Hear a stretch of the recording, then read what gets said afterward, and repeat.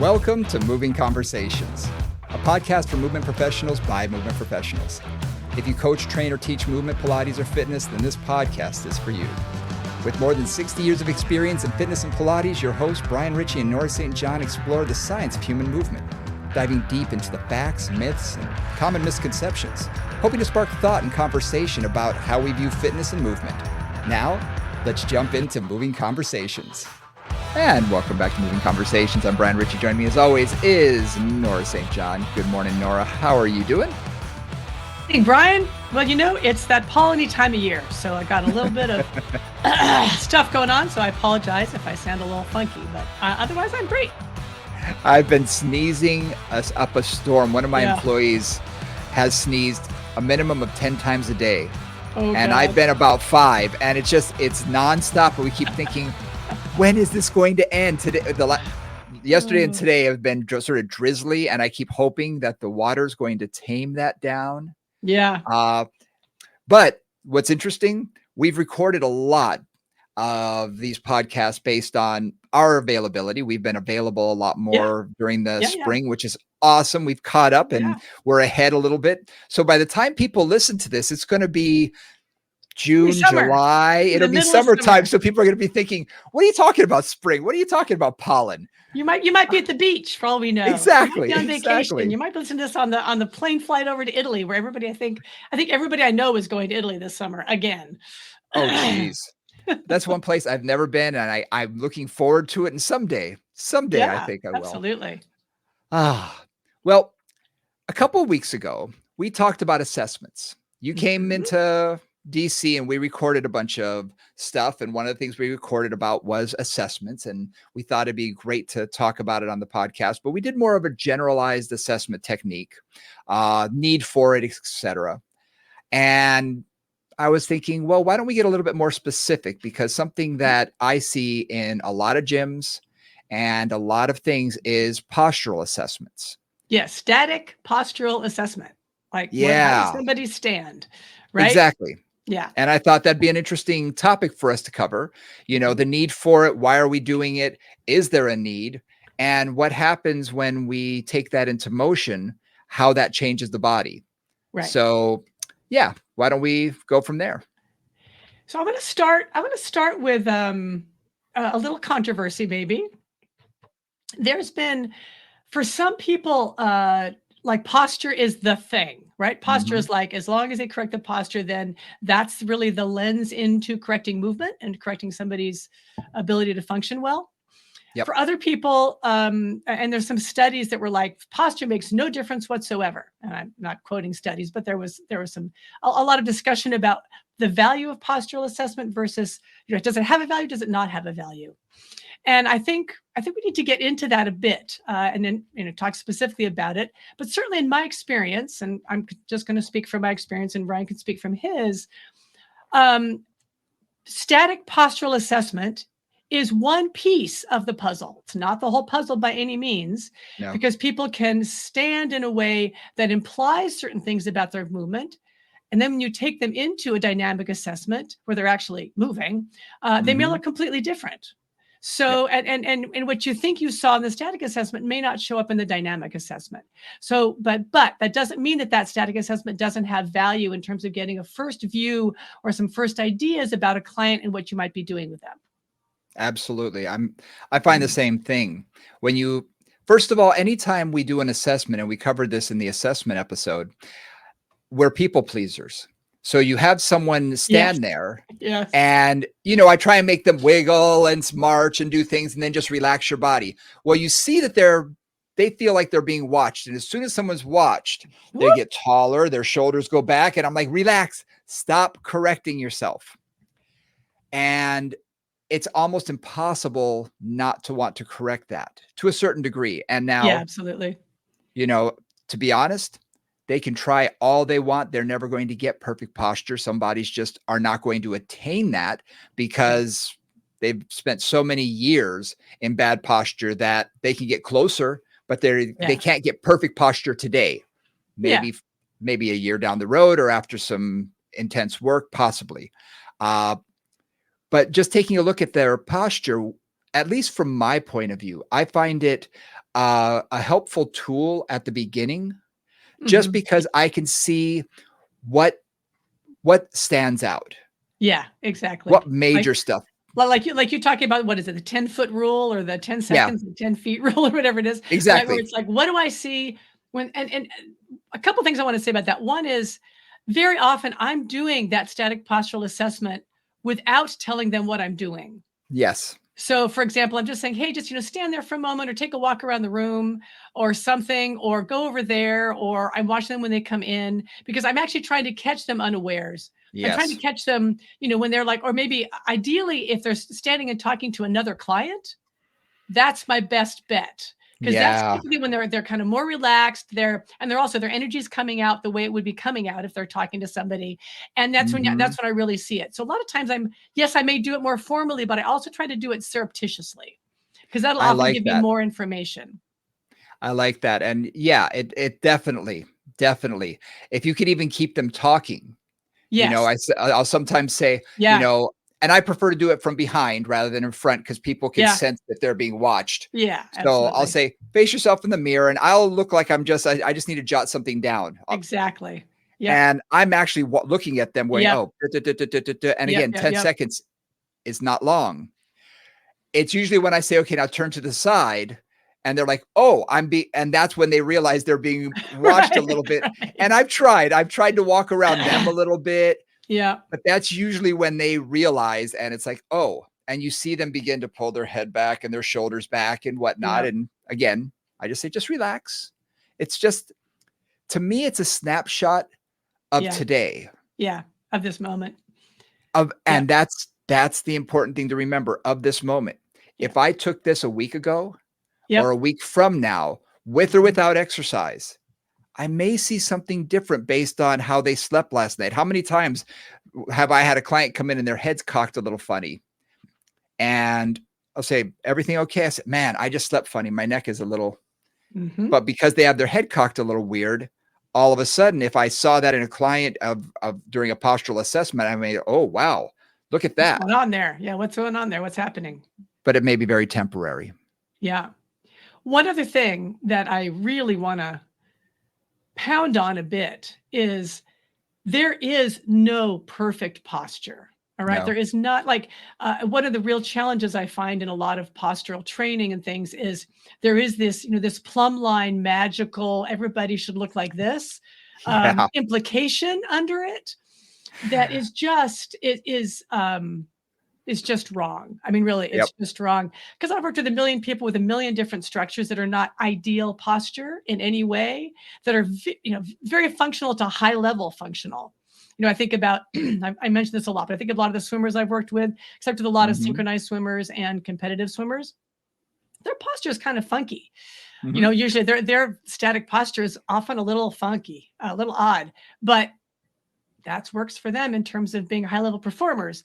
And even Yep. just people who are my ordinary folk, who just have a deeper lordotic curve, or a little more kyphosis, or a slightly forward head, or they shift over to one side. Like, there's all kinds of just very normal things that can still be quite functional and quite fine. So it's not like, even Yep. when I see those variations and I'm trying to get them to some sort of ideal in my mind, I'm Mhm. really trying to look and see how those deviations, if you want to call them that, or that lack of symmetry, which is sometimes how I also think about it, how is that serving them? Like, is it serving them, or is it causing trouble? Or is it That's neutral? the key. Yes. Uh, when you mentioned deep lordotic curve, you and I both know someone who has a very deep lordotic curve that Mhm. you wouldn't know just by looking at them until they stand, and then you're like, oh, interesting. That's a Mhm. pretty deep curve.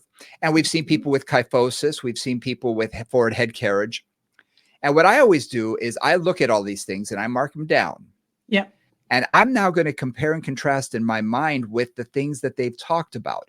So Exactly. There we go. if they've got a lot of roundedness in the shoulders and they're suffering from, you know, some kind of shoulder Neck impingement, problem, neck shoulder problem, full, problem, carpal right, tunnel, elbow tendonitis, right? right. Anything happening, you're like, okay, well, I'm going to look up the chain, and maybe there's something I can work on there that might change the rest of it.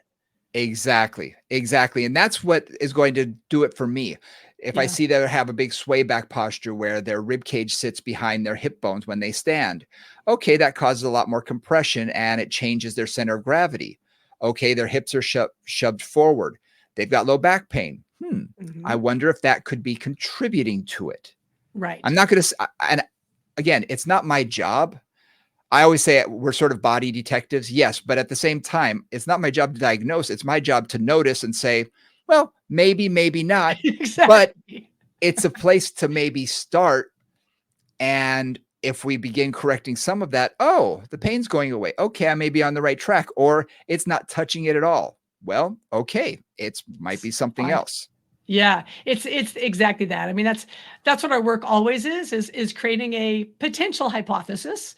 Like, oh, Hmm. maybe they're having some neck and shoulder problems because they seem to have a really forward head and they happen to be an accountant, right? And Yep. they're working at a computer all day. Well, Yep. okay, that seems like a logical place to start. So we start working on that. Things get better. Okay, I'm on the right track. I continue on, or absolutely nothing changes. Let's look elsewhere. Maybe it's from the lower Hmm. body. Maybe it's from how they're holding their hands. Maybe it's their ergonomic situation. Maybe it's how they sleep. So you got to Yep. look for some other things. Yeah. Yeah. And it's important. I want to Mhm. sort of push on this. It's important to look at all the different variables. This is a Yeah. single variable. Yep. Yep. And while it may be a highlighted one, when you're looking Mhm. at it because they have an issue and you're like, ooh, that could be a big part of it. It Yep. could be. Yep. But again, you've talked about, your client that you used to have that had that really low slung car to the ground that Yeah. was in a Yeah. deep flexed posture Right. driving in this low car for for periods of time on the weekend. Well, I don't care what their posture looks like. That was exacerbating his condition more so than just a static posture. Yes. So Absolutely. it's Absolutely. important to look at all the variables and be able to say, Yep. okay, what variables are important, what aren't, and just look at all of them. And if we can correct others like ergonomics or, change the position of I'm looking at the camera right now. Well, what if my camera was down there and I had to stare down all day long? Well, do you Uh-huh. think my neck might bother me by the end of the day? The likely thing. Yeah, so you move it up and suddenly, oh, I can stand in better posture. I can sit up in better posture and, address my meetings or whoever I'm talking to online. So there are things that can be changed very simply that may have a profound effect on that. So again, it's just one variable. I want to use one client story, which was purely a postural correction that made a big difference. I think I mentioned this before, but one of my clients was she actually was the owner of a large greeting card company. So she went to a lot of publicity events and meetings and parties and that kind of thing. And her general posture was basically kind of sway back. So very posteriorly tilted, slung back, weight kind of on her heels, a little bit rounded forward with her shoulders. And she had a lot of low back pain. And she said when she stood for more than 10 or 15 minutes, that her back would really start to hurt. And this was problematic because she had to stand at parties and things a lot. So I basically said, well, why don't you just think about basically tilting your pelvis forward and standing a little more with the weight in your ball of your feet? Just, shift those simple things. Yep. And 2 days later, she was at a party for enough, and she said, "Yeah, I was there for 45 minutes instead of 20 minutes before things started to get irritated." So that was where that value of recognizing a postural pattern, especially one that was a static postural pattern that was causing her pain because she was holding that static postural pattern while she was doing stuff, right? Because she had to Yeah. stand a lot. Was like just like boom, boom. That was one of those really quick little moments of success, Yep. and that's something that can be really useful. It can be again, Hmm. but in this case, that's because it related directly to the function she was trying to do, which was stand for a long period of time. And what's interesting, you said the perfect word for this: awareness. Yeah. Getting them aware of their own posture. Most people, when I do my postural assessments, a lot after I, take that quick glance, Yeah. I'll talk to them about it. And I'll say, Yeah. here's what I saw. And I say, I don't know what this means yet, but here's what I saw. Right. Right. And for the most part, I can't tell you how many times people say, wow, really? And especially something like a lateral shift where their shoulders sit Yeah. on over their hips to the side. And I'll put them in front of the mirror and I say, just take a look at how your arms hang. One's in front of your body and the other's got swinging to the side. And they're like, oh my gosh, I never noticed that I do that. And I say, look, probably it's environmental, maybe the way you sat on the couch. We all have our spot. You know, Right. Yep. Yep. I Yep. watch Big Bang Theory and Sheldon has his spot. Well, you know what? Everybody has their spot that they like to sit on. And the way And they if, like to sit. and the way they like to sit. Yeah. And I actually had a spot in a sofa, and it was okay. It was an IKEA sofa. The thing was built like a brick outhouse. I mean, you could not break this thing. But I had it for I don't even know how many years and years and years. And eventually I sat on the other side of the sofa one day. I don't know why. And I thought, why am I sitting so high?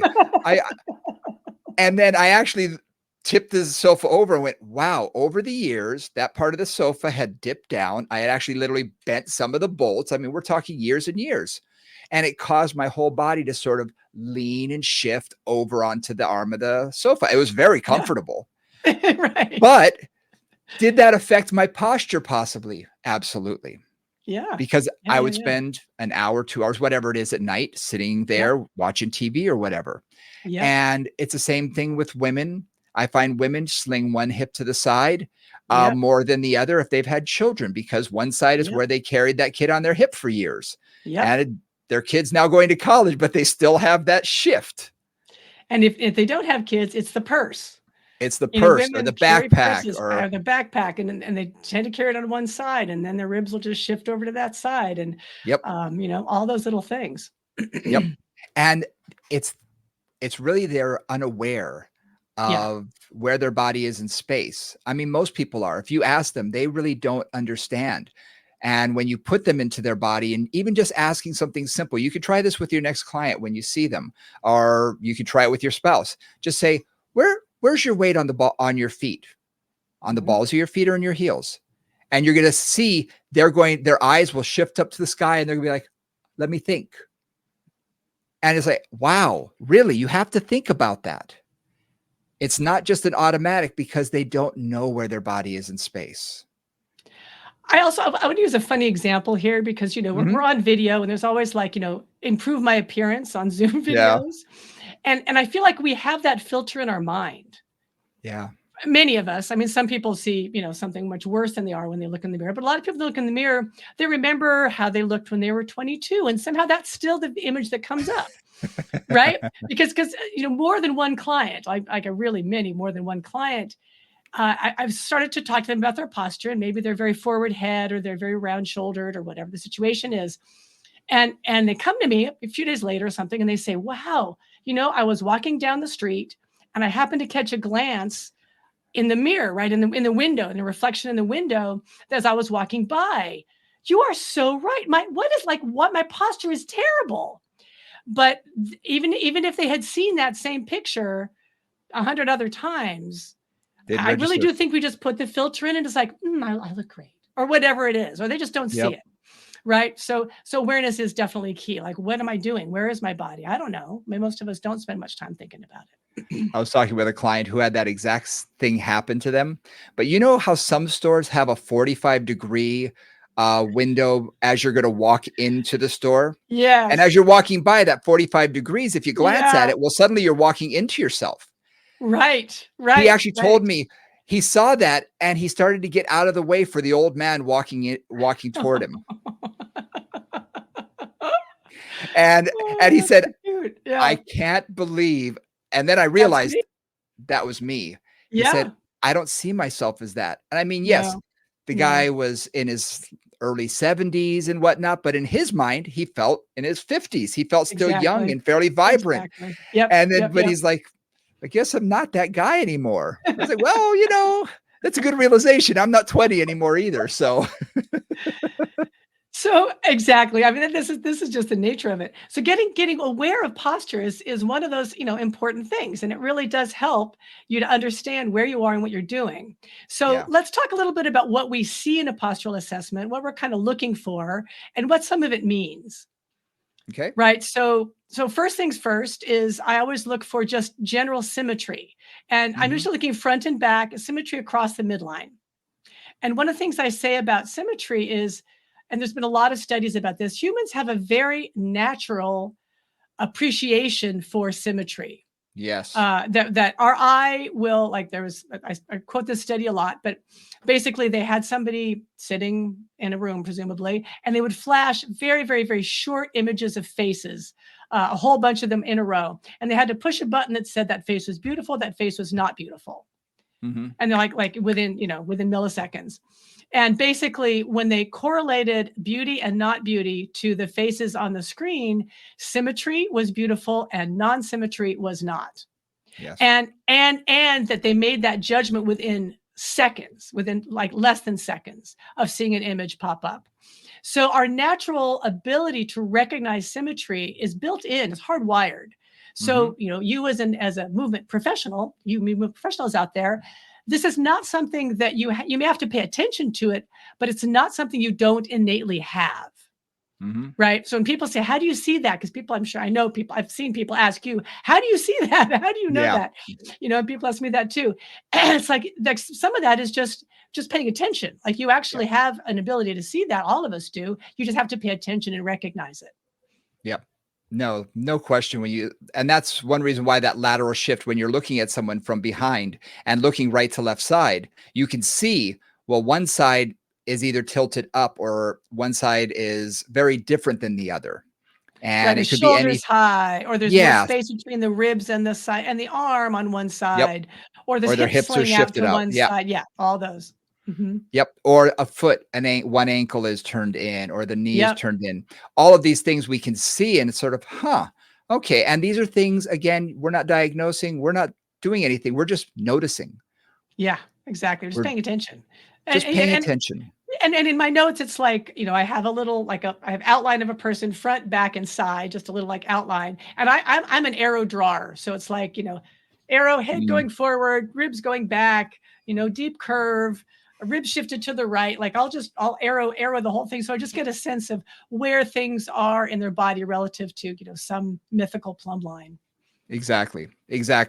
I'm not a fan of the plumb line just in general Yeah. because people's centers of gravity Are all change as different. we age. Yeah. Yeah. And a large person versus a small person is going to have a very different one, just where they carry their weight.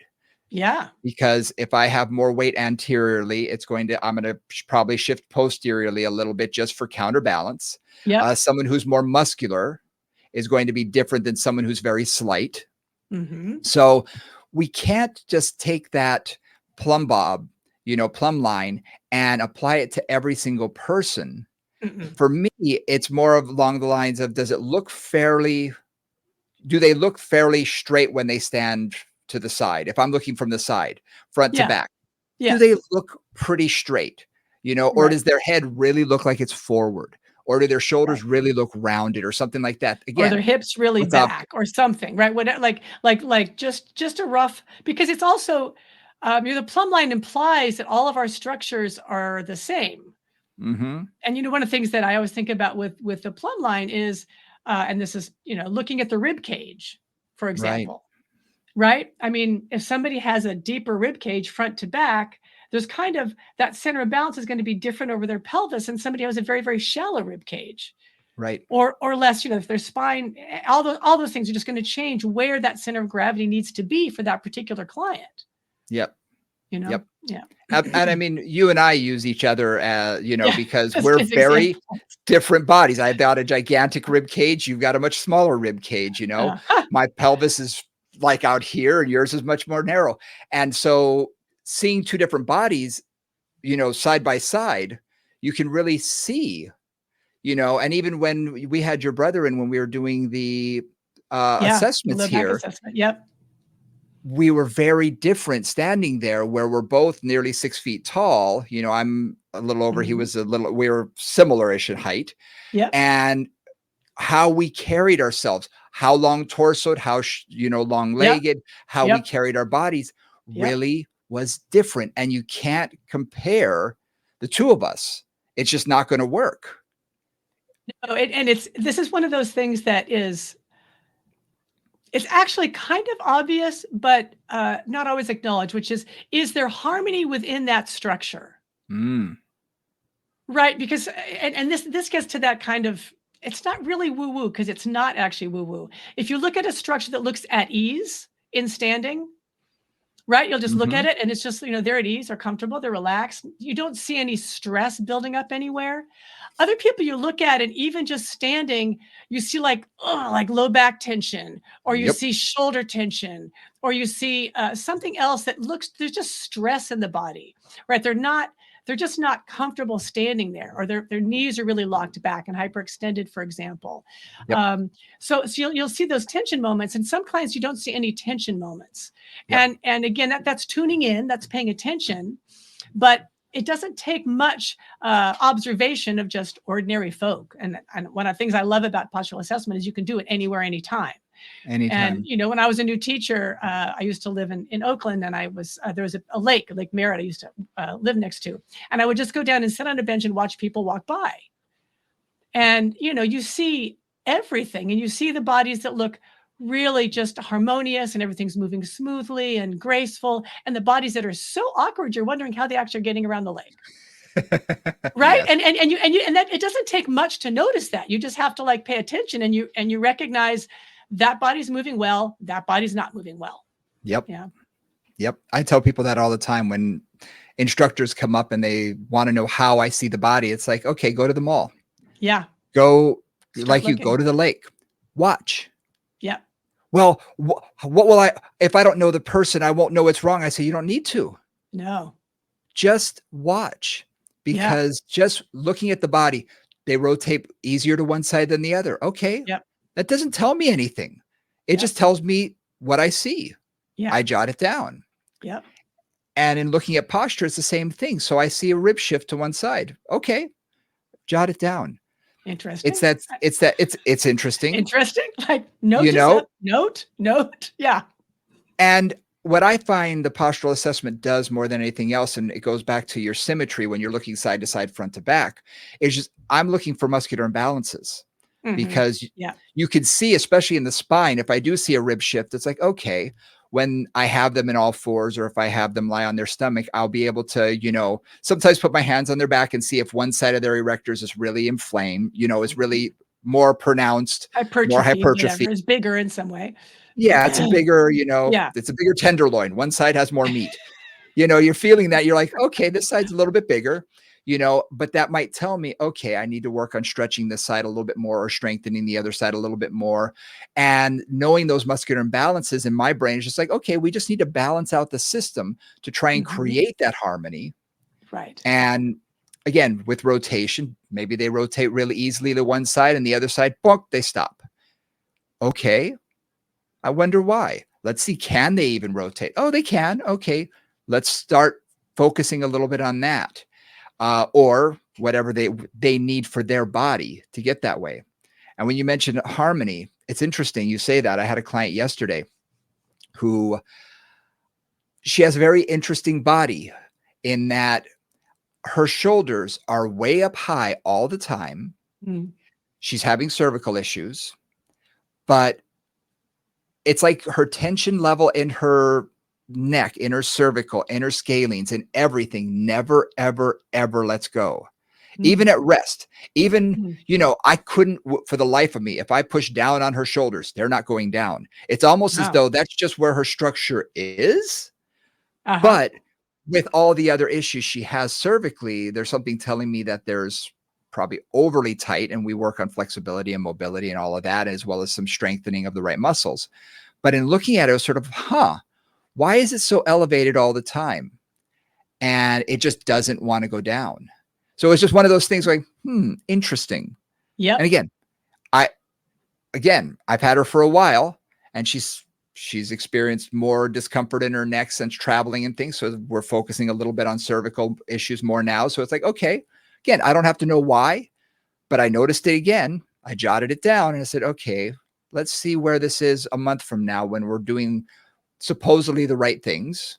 Does it change? Yeah. Does it not change? Yeah. And if it doesn't, maybe we have to start thinking about something else. Or maybe it's just her structure. She was born that way, and that tension line just isn't going to go anywhere. It's part of our hypothesis and then test, you test it, right? You make a hypothesis and then you Yep. go down a path based on what you're thinking might be happening. And then Yep. it's like that decision tree. And then you get to a point where it's like, okay, that's working, that's not. So that means I'm going to explore more about, let's say, the mobility of her thoracic cage, right? Or something like Yep. that. Or her breathing pattern, or what's happening in the front of her chest. Like, is that why the shoulders are coming up? Right. So you kind of have, I always find I have multiple paths available in my brain, like little decision tree moments. And I go down one, and maybe that works, or maybe it doesn't. Then I Mhm. hop to my next one, and maybe that works, and Yep. maybe it doesn't, and or maybe it works kind of, but I've got to refine it. And that's really that process. And postural assessment is just that beginning step. Right. And again, in an assessment, after I do my medical history with them and sit down and find out all their backstory, that's when the postural assessment takes place. Now, I'm not going to say I'm not looking at their posture the entire time they're sitting in front of me, because I am. I'm Exactly. constantly analyzing when they walk in. But when I do the so-called static postural assessment, the formal one, comes that next step, because I do want to see, what do I just see, hopefully with their body mostly at rest. Mm-hmm. But something that we haven't really talked about is the difference between static versus dynamic. What happens once that body gets in motion? Right. And I want to use an example of that, because I think about two clients.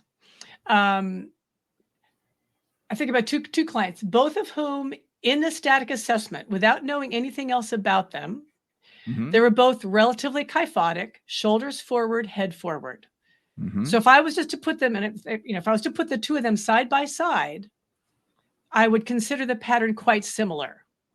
Okay, which, that's not uncommon. But this was the difference. One of them was extremely stiff.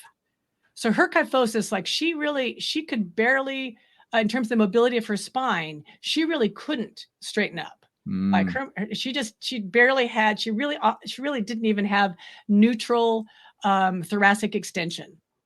Okay. It was just really stiff. So we had to work a lot on thoracic mobility in her case, and head and stuff, but a lot of thorax. The other client looked just the same, but in her case, it was a collapsed posture. She was so mobile in her thorax that her natural position was to collapse into her mobility, but she had the ability to come into actually rather extreme thoracic extension. So so for me, I want to bring that up because that's where the static posture kind of breaks down as you look at that, and that tells you something, but it doesn't always tell you, like it tells you what they do when they're like what their habit is when they're standing. It doesn't necessarily tell you what their potential is when they're moving. Right. Right. Right. And so that's just, I kind of want to bring that up when you talk about, how things go from static to dynamic. I love that story because it's very true. You don't know how a body's going to move when you're looking at it in a static position. No. Because I've had dancers here. Yeah. I've had people who are, I tell the story when I teach sometimes about one of my clients, Phil, former client. He's from England, from London, filmmaker, great guy. First time he came into me, I would say he was just your typical Brit, kind of pudgy looking, never really took fitness too seriously, as an adult. He was active, but he never really lifted, heavy weights or anything like that, or took that seriously. And he mentioned that he was active and he's run marathons and everything. And my first thought was, wow, that must have been a long time ago because of the way he looked. I was making assumptions based on what I saw. Yeah. And even in his postural assessment and things, he moved fairly well. Okay. And I put him on the treadmill and I walked away, and the treadmill's outside my office. And so I can listen. I wanted him to warm up, and I was hearing the treadmill go, but I wasn't hearing him on it. I wasn't hearing his feet. And I was like, that punk is just standing there. He's not on the machine. So I gave him a minute thinking maybe he's tying his shoe. No, I'm not hearing anything. And I walk out and he's running. Wow. And I'm not he was hearing that his quiet. feet. Really? On a treadmill? He was like a gazelle. Whoa. I heard no I've never had that footfall, experience. and he was just gliding. I've never seen it before. And I said, and when he said he ran marathons, and I said, you are a born runner. Yeah. And he said, I've always been able to run. And Yeah. I was Really. flabbergasted. But That's a good again, story. you would never know it by looking at him. Again, you make Right. assumptions when you look at Yes. someone. So Yep. when you saw your client, those two clients, if all you did was look at that and all your programming was based on the static posture, you would have programmed them nearly identically, even though they were worlds apart. Yep. Exactly. Needed completely different paths. Yeah, because we have these judgments that we naturally begin to make, based on years and years and years of experience that we see someone with a forward head carriage, we kind of know some of what we're going to be dealing with, or, palms are facing backwards. We know that their rotator cuff is probably going to be a little weak or whatnot. There are certain things we've seen because we've seen a million cases of them. But that doesn't mean it's going to be that way for everybody. And you really have to watch their body in motion to get the true story. Yeah. Exactly. Exactly. Yeah. So one other thing that's so still like what other benefits do I get out of static posture? So some of the other benefits that I find, again, these are just like the things that I find useful, are are what's happening. Sorry, what's happening between the legs, the pelvis, and the spine? How is force Mm. transferring through that fairly critical juncture? Mhm. Are their hips turned out? Like, do they naturally stand with their feet turned out? They stand with their feet turned in. Is one leg turned out? Is one leg turned in? Is the pelvis, again, cocked to one side, right? Shifted over the weight to one side, or rotated back on one side, or lifted up on one side? Like, just noting those, and not even that those are things that are, major things, but just noting how do they Mhm. live? How do they live in that relationship between their legs, their pelvis, and their spine? And that's something where I find a static assessment gives me some information, but Mhm. that's really where you see when they're talking to somebody or they're talking to you, where did they shift into to hang out? Yeah. That's when I get more information about that. It's still static, but like they've gotten relaxed and suddenly they're shifting over to their right leg, their hip is swinging out to the right, they're turning out their left foot, and they're shifting their ribs over to the right as well, or whatever it is, right? Then you really Yep. see, this may be where they actually hang out, which Yep. tells you a lot about the muscle balance. It tells you a lot about, if you're interested in the anterior and posterior slings, or how the core is working, how the balance through the ribs and the spine and the pelvis is working, right? That'll tell you where their bias is, where their strength is, or where their support is, and where the support is not so strong. And what's interesting also when you look at that, I'm sure you've seen, like I have, a million times, when someone's just standing there, you can see where they get stuck, where the Uh-huh. Yeah. energy doesn't flow Yes. between those parts. Because again, Yep. it should go shoulders through the thoracic, down through the lumbar spine, through the hips, through the feet, legs, and down, through Yeah. the feet. But you'll be able to see, especially I find looking from the side, boom, one area just looks like, okay, the energy will get stuck there, Right. Low and it'll back get is a low classic, back. or anterior Exactly. hip, Anterior right? hip, Or pelvis. knee, pelvis. Yeah, exactly. And you can see it's like, oh, everything's everything else looks normal. Ooh, something's going on there. Yep. And then when you put them through some kind of movement, you can see, oh yeah, that's going to validate that thought process, because you're like, oh yeah, you're moving fine until there, and now you're hitting, that's the wall. Boom. You've got that brick wall. And then after it can move, but that one spot is just not moving properly. And I refer to it gets stuck. It's sticky. Yeah, absolutely. And you see that in, so let's say somebody does a static assessment, and then they walk. You just have them Yes. walk, or in your case, you have them maybe on the treadmill doing a warm up, or they're walking across the room, and then you Yep. see, oh, right, the femurs are not going into extension, right? There maybe their legs are just way in front of them, or that right leg is really turning out, or what I often listen for and watch for in any kind of gait, anything, is the rhythm. And you hear this a lot Right. in the treadmill. Boom, boom, boom, boom. Right. They're landing heavier on the right foot. Or Mhm. I always try to almost sing their gait to myself. I know this is goofy, because sometimes, like, you'll watch somebody go down the street, and especially in certain neighborhoods, like you'll see somebody who's kind of walking with a bit of a strut, but it's Uh-huh. but it's like a ba da da ba ba da da, right? There's a very asymmetrical rhythm to their Uh-huh. strut. Like one hip's really gliding forward and the other one's like staying back, and they're leading with that left side or the right side, whatever it is. Yep. And you'll see that with a client on a more subtle level potentially, but you'll still see that. And Yep. that lets me know, yes, things are not moving well through that pelvis. They're not moving evenly. They're not Yep. transferring the force evenly through that area. And it can happen to anybody. When we were in Phoenix at the Pilates on tour, I had someone in one of my classes and we were doing some walking type of stuff. And this is a professional mover. And she looked like she probably was a former dancer. Mm. Her hips moved so far to one side when she walked, but to the other side, they just went bunk and sort of got stuck. Oh, like they hit a And one, wall. yeah, and one side had a natural, almost like a Shakira, sway to it. And then they came back to the center and then they stopped. Bam. And they Yeah. went out and then they came back and stopped. And I was watching that and I thought, that is so interesting that she had that. And we were working on trying to get the hips to move a little bit better. And as she was doing it, you could see she was trying to do it, but it just wasn't coming naturally to her. And It it was was sort of effort. it was a lot of effort to It was try like and get pushing that side. into that lateral glide rather than it falling into that lateral glide. Yeah. Right, Mhm. right. So that was, again, if it was a client, that would be something I'd be like, oh, okay, we're gonna What's we're gonna take a happening over look. What's there? happening there? Because Hmm. energy is not transferring well. Right. It's definitely getting stuck. Yep. Yep. And that's what, when we do put someone into motion, that's the kind of thing that you can see that you may or may not, you get a hint of it with the static, but you Mhm. may not get that precise, oh yeah, that's the side, that's what's going on, you know? I find particularly the lateral system and the rotational system, you won't see as much Yep. in the static alignment. So the sagittal plane, I can get some pretty good tips.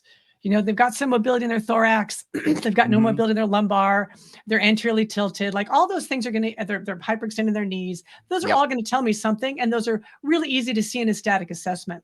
But what I will often miss is what's happening with that lateral system.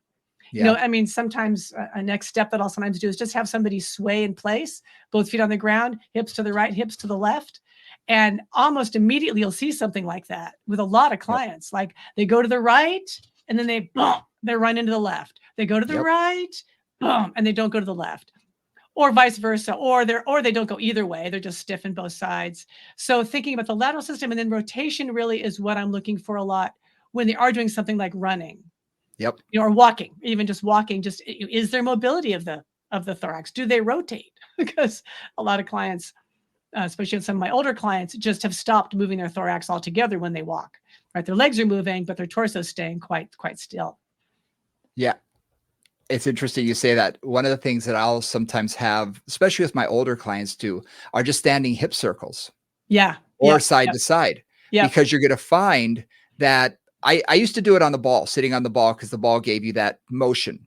Yeah. And I found it worked. It was great for the lumbar spine, but Uh-huh. it took the hips out of it. When I Yeah. got them into standing, just going side to side, you could Yeah. see people being uncomfortable. They don't Yeah. go like, it's like my body doesn't do that anymore.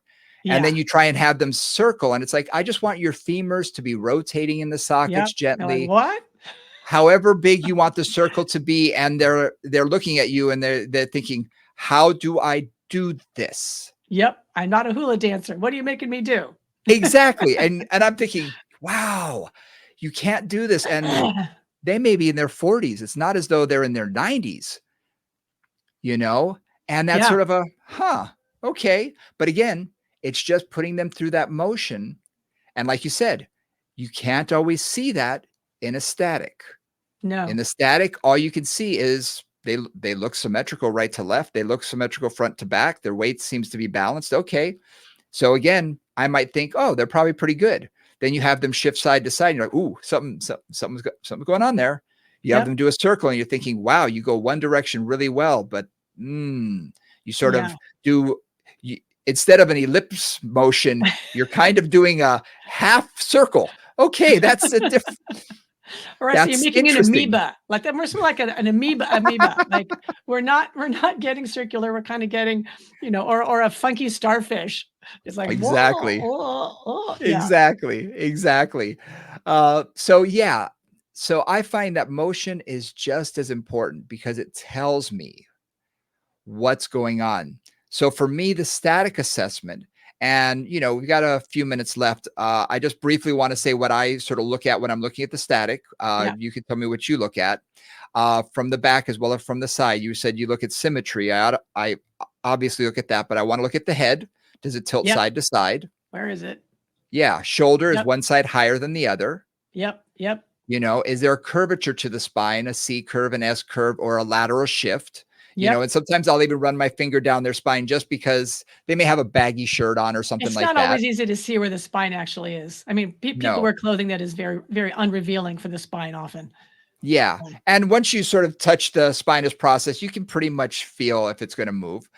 Do their hips are one side higher than the other? Mm-hmm.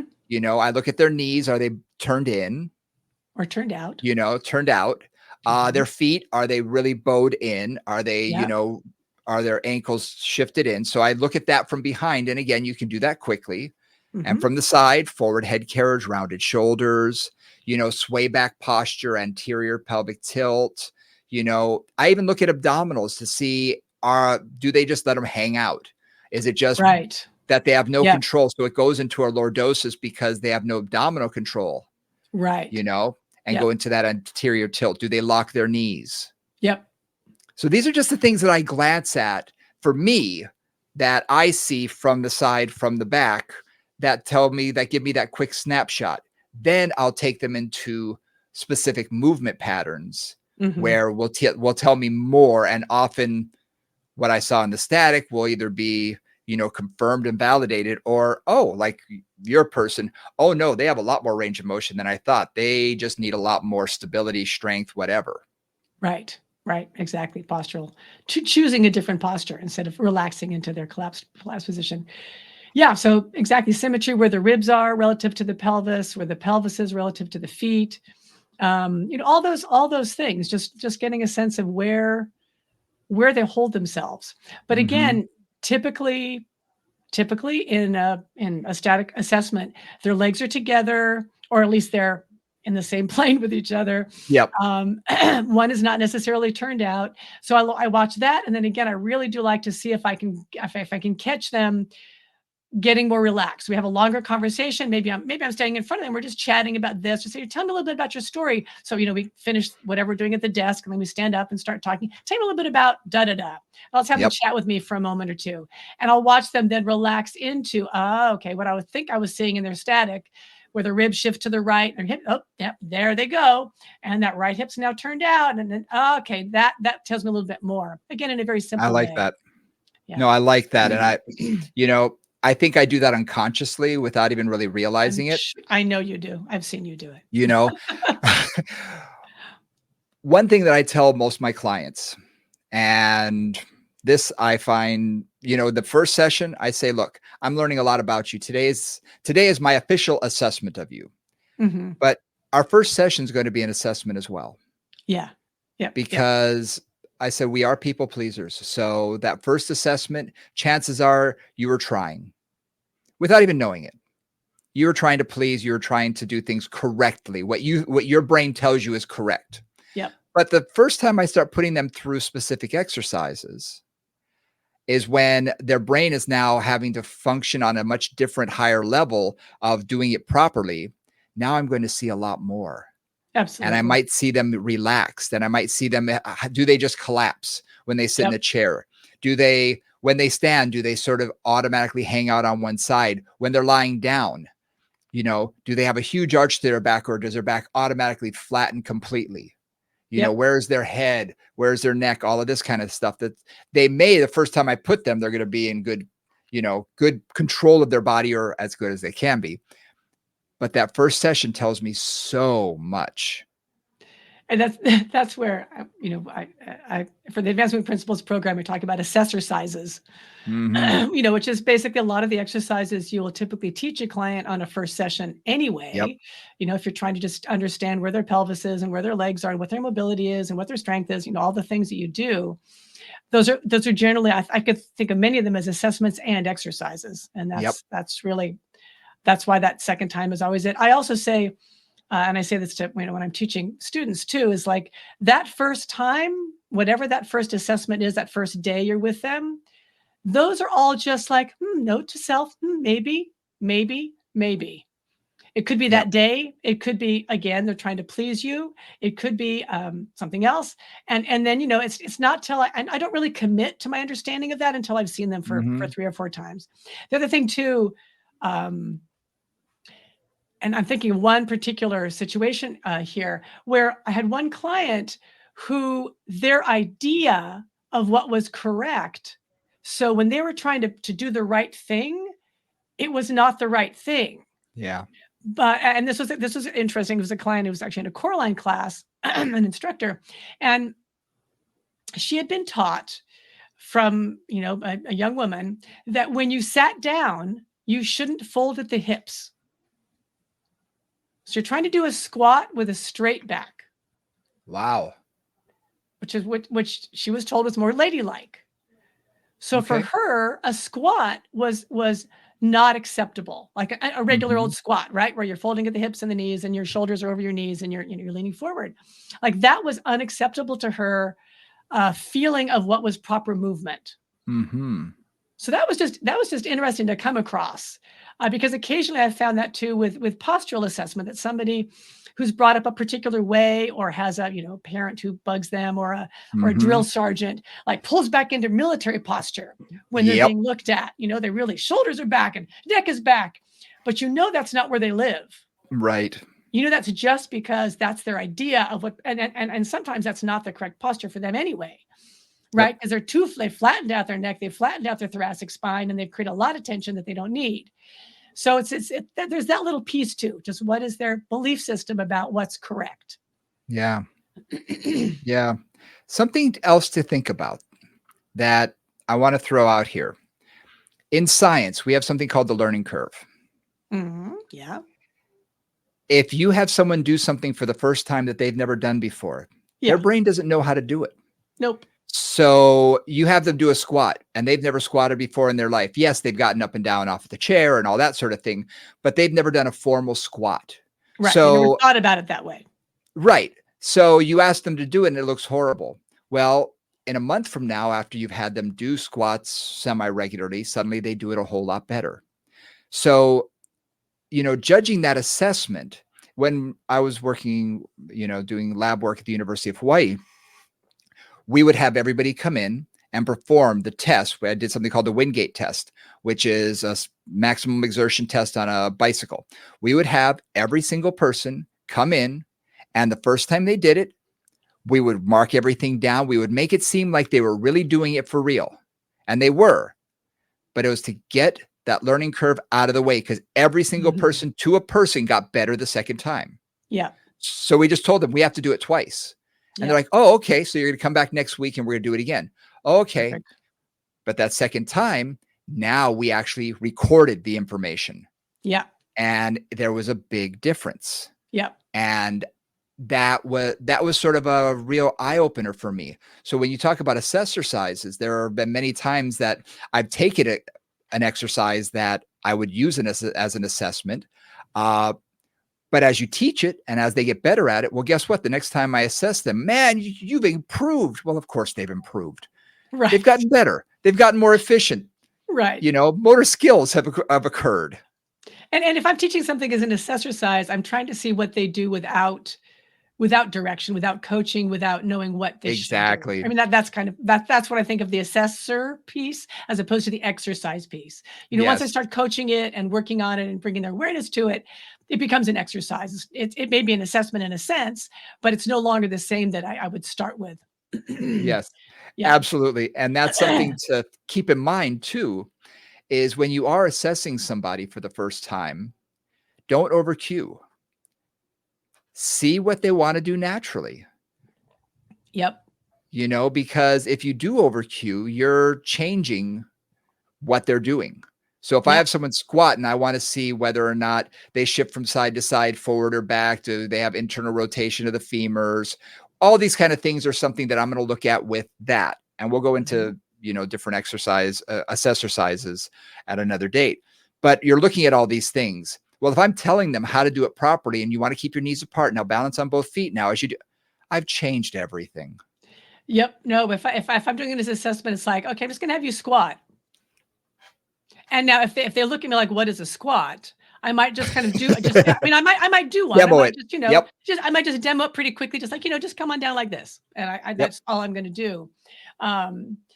Because that's what I want to see. I want to see what their strategy is. Exactly. Exactly. No, and that's really what we want to look at. Just today's assessment is a snapshot of the person in front of me today. Mhm. It's going to be different next week. It's going to be different next month. And hopefully it's going to be different 6 months from now when we've worked with them for a period of time. Mhm. And that's all it is that snapshot. And a reassessment is just taking a look at maybe take a look quickly at their posture, where has it changed? And again, it doesn't have to be formal, but you do want to take a look at it and say, oh, okay, I see some changes here. Where you were here, now you're here. Or, when they are squatting, I'm thinking of a client that, I had doing squats and she could not control her femurs. They were all over the place. So I gave her a little band around her knees so she could actually feel a little tension. And again, it was a light band. It was just to give her something Feedback. to feel. Feedback is all I was looking for. Yeah. But her squat looked great. And I will assume when I take a look at it again without the band in 4 weeks or something, that she's probably adjusted enough and learned the exercise enough and created stability in her hips and her pelvis and everything else that she won't need that anymore. And that's the goal. Yeah. So again, looking at that and being able to reassess it and realize, okay, now we can move on or do something different. Awesome. Yeah. So postural assessment, we definitely use it. It's definitely It's in a tool. some ways, it's a tool. And I would almost say, like, as part of our alphabet, if you think about all the tools in our toolkit of our alphabet, it may be A, B, C, and D.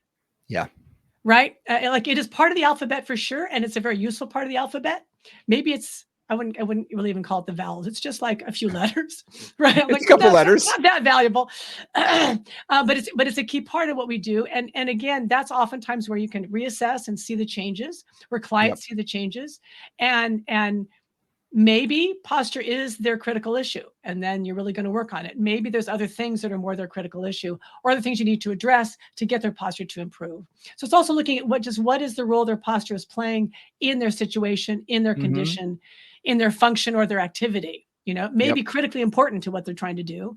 It may be that that's not the critical thing. The critical thing is endurance, or it's mobility, or it's something else that really is the underlying limitation maybe for them. So just make sure it's part of your toolkit, but just one of your many tools. Yeah.